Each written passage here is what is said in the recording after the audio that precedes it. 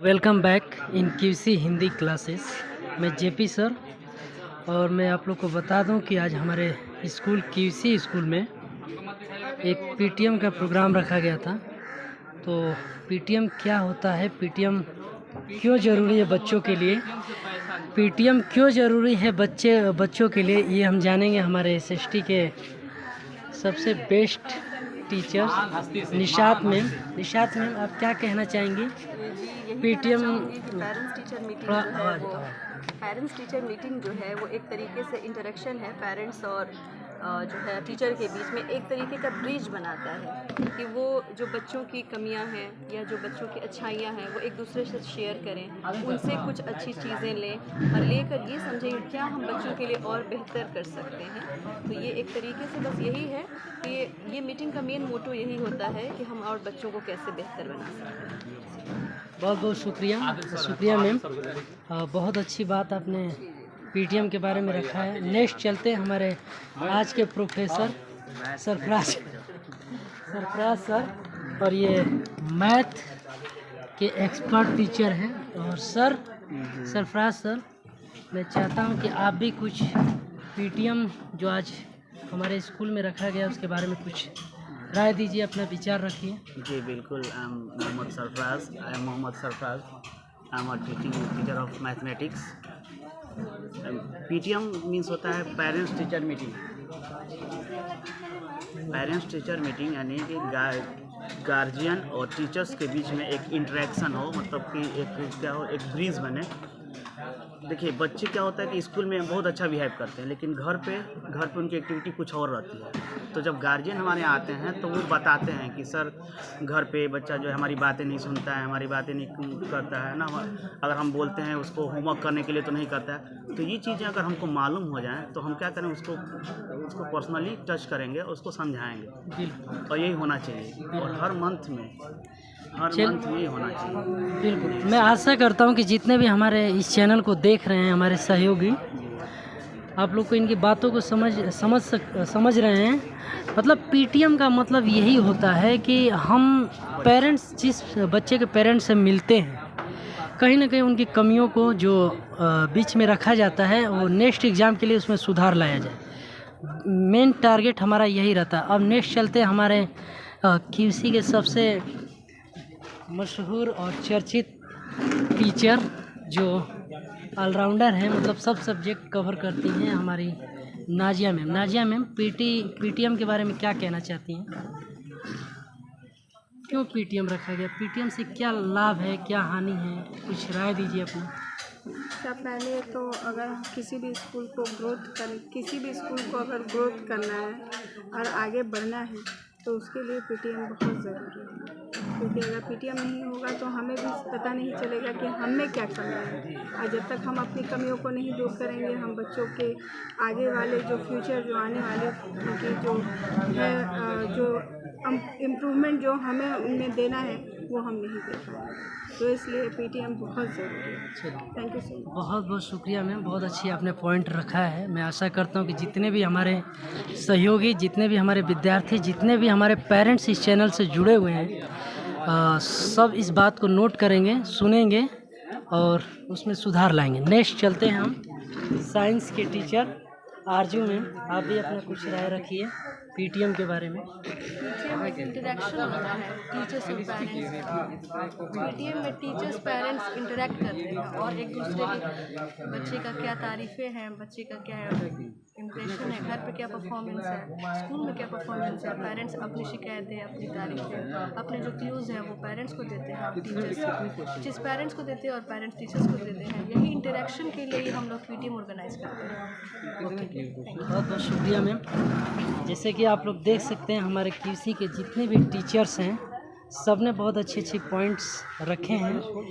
हम चलेंगे vice principal ma'am के पास भी, लेकिन उससे पहले मोइन सर हमारे मैथ के यंग, बिल्कुल कह सकते हैं कि यंग और बिल्कुल एक्सपर्ट टीचर, जो मैथ को इतने अच्छे से तोड़ कर बच्चों के बीच में रखते हैं कि जो कहीं से भी बिल्कुल शिकवा शिकायत का मामला बिल्कुल नहीं छोड़ते हैं।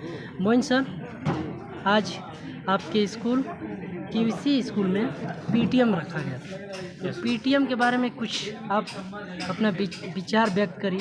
देखिए, पीटीएम होने का असल मकसद ये है कि पेरेंट टीचर्स मीटिंग, पेरेंट और टीचर्स के बीच में कोऑर्डिनेशन के साथ बच्चे की क्या खूबियाँ हैं, बच्चे में क्या खामियाँ हैं, उनको कहाँ उस पॉइंट पर कवर अप करना चाहिए कि उनकी जो भी आने वाले रिज़ल्ट हैं या जो भी रिज़ल्ट वो अब लाएंगे SA1 में, वो क्या कर सकते हैं, उनमें बेहतर परफॉर्मेंस दे सकते हैं।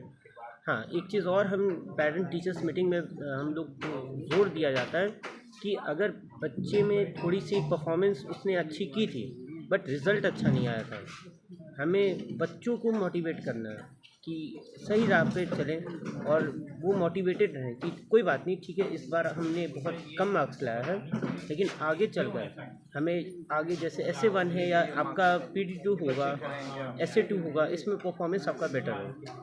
और इसी सब बातों के साथ मैं सबका, इस पूरे QC टीम के मेंबर्स को शुक्रिया अदा करता हूँ कि जो PTM का जो हमारा मेन मकसद था वो हमारा मकसद कामयाब रहा। चलिए, बहुत बहुत धन्यवाद मोइन सर, आपने बहुत अच्छी बात लोगों के बीच में रखा है।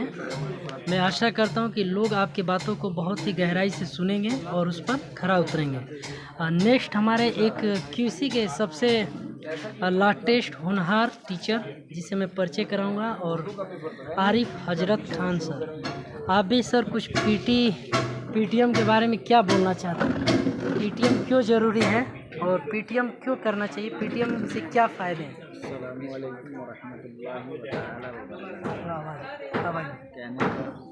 आवाज़ निकाल।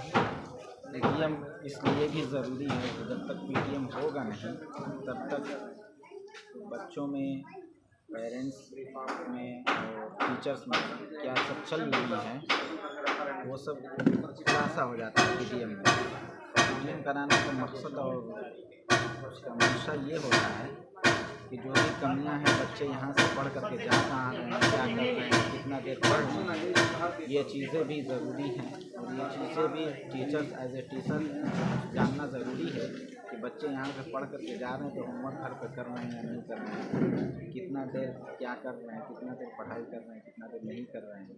इसलिए पीटीएम का होना भी ज़रूरी है ताकि बच्चे और पेरेंट्स और टीचर्स में लेवल हो जाए, एक तय हो जाए, ताकि वो सब चीज़ें समझ में आ जाए।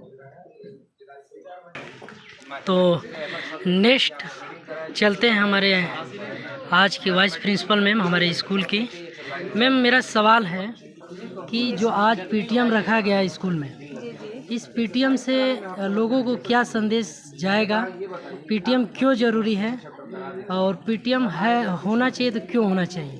तो इसके बारे में कुछ पॉइंट्स अपना रखिए। पहली बात तो पीटीएम रखने का मेन इशू ये है कि मार्क्स दिखाना बहुत लोगों के दिमाग में आता है कि मार्क्स दिखाया जाएगा, हम मार्क्स देखने जाएंगे। तो ऑलरेडी बच्चों को दिखाया गया है मार्क्स, क्लास में बच्चों को पता चल चुका है कि क्या मार्क्स है।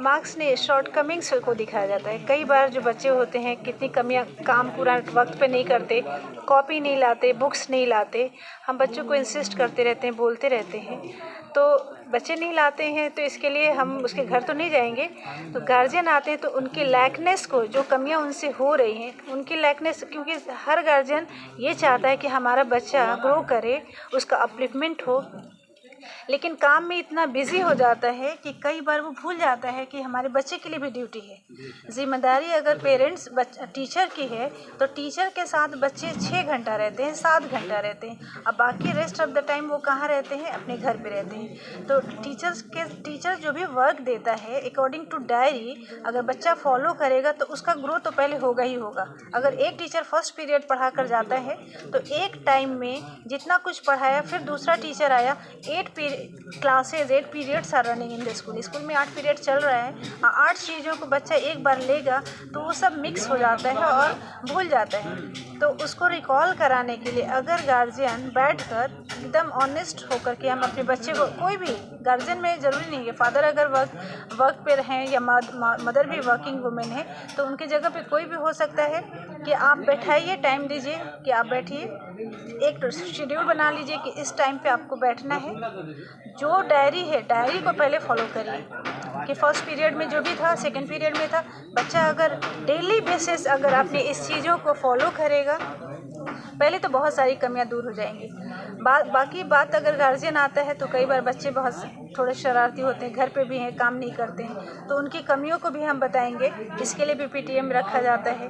और एक चीज़ है कि टीचर और बीच का गार्जियन के बीच जो इंटरेक्शन होता है ना बच्चे को लेकर, तो टीचर जो होता है वो भी मोटिवेट होता है। जब गार्जियन के चेहरे पे देखता है कि हाँ हमसे बहुत ज़्यादा उम्मीदें रखता है, या फिर हम उनसे जो उम्मीद रखते हैं, उस वक्त क्या होता है, एक बार एक ताज़ा होता है।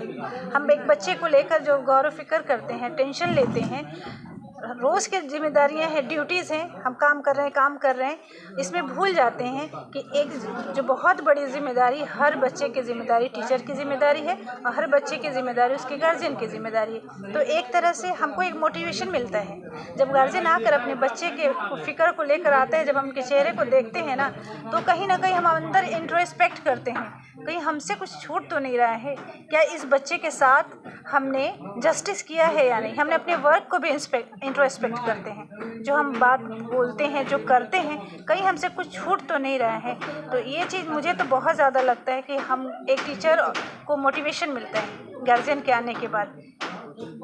और बहुत सी चीज़ें हैं मार्क्स को लेकर, जो लोग सोचते हैं कि हम मार्क्स देखने जाएंगे, तो बच्चा मार्क्स से ही नहीं जज किया जा सकता। बच्चा क्या सीख रहा है, गार्जियन को इस चीज़ को भी देखना चाहिए कि हमारे स्कूल में बच्चा गया तो क्या जो फर्स्ट डे गया था क्या वैसा ही है, नहीं, हर डे एक स्टेप वो आगे ही बढ़ता है। और कई बार बहुत सारे बच्चे होते हैं जो स्लो लर्नर होते हैं, उनकी ग्रास्पिंग पावर कम होती है, थोड़ा लर्न करते हैं तो वो मार्क्स कम भी पाते हैं। तो गार्जियन को इससे डिस्करेज नहीं होना चाहिए, ये देखना चाहिए कि हमारा बच्चा कितना सीखा, क्या वो वही है या उससे आगे बढ़ रहा है। अगर आगे बढ़ रहा है तो टीचर को भी मोटिवेट करना चाहिए, टीचर को बूस्टअप करना चाहिए, अच्छी बातों से टीचर को क्या मोटिवेट करना चाहिए, बूस्टअप करना चाहिए। और कहीं कमियां आ रही हैं तो दोनों को मिलकर किस तरह से उस बच्चे का ग्रोथ हो, कैसे बच्चे का अपलिफ्टमेंट हो, दोनों को मिलकर एक सॉल्यूशन निकालना चाहिए। और हर बच्चे की जिम्मेदारी टीचर की भी है और पेरेंट्स की भी है। पेरेंट्स की जिम्मेदारी ये है कि जो अर्न कर रहा है उसी बच्चे के लिए अर्न कर रहा है। अब पहली कमाई एक गार्जियन का उसका अपना बच्चा होता है, इसलिए हर दिन के शेड्यूल से एक दिन अपने बच्चे के लिए पीटीएम में आकर मिलना चाहिए, उसके शॉर्टकमिंग को बताना चाहिए, और इससे जो भी प्रॉब्लम है उसको डायग्नोस करके उसका सॉल्यूशन भी ढूंढना चाहिए, क्योंकि बच्चा ज़्यादा इम्पोर्टेंट है काम से ज़्यादा। Okay, thank you.